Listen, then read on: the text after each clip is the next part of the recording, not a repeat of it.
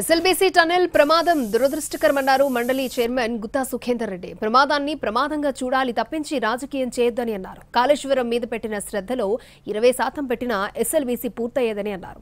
BRS హయాంలో కృష్ణా బేసిన్లో వాటర్పై నిర్లక్ష్యం జరిగిందన్నది వాస్తవమన్నారు.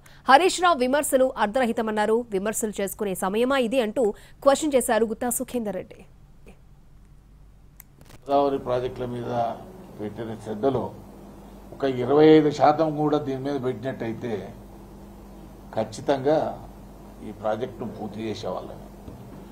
ఎందుకంటే హరీష్ రావు గారు ఇరిగేషన్ మంత్రిగా ఉన్నారు. ఆయన ఉన్నంతసేపు రెగ్యులర్గా రివ్యూలు కూడా జరిగేది.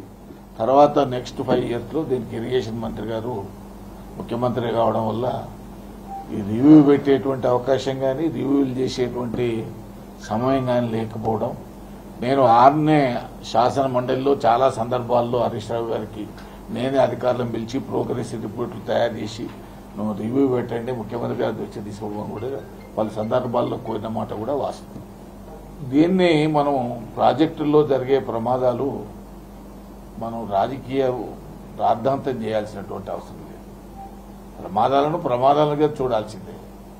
ఇంతకుముందు శ్రీశైలం పవర్ హౌజుల్లో కూడా ప్రమాదం జరిగింది, ఎంతోమంది చనిపోయినారు. కాళేశ్వరంలో కూడా పంపులని మునిగిపోయినాయి, ఎంతోమంది చనిపోయినారు.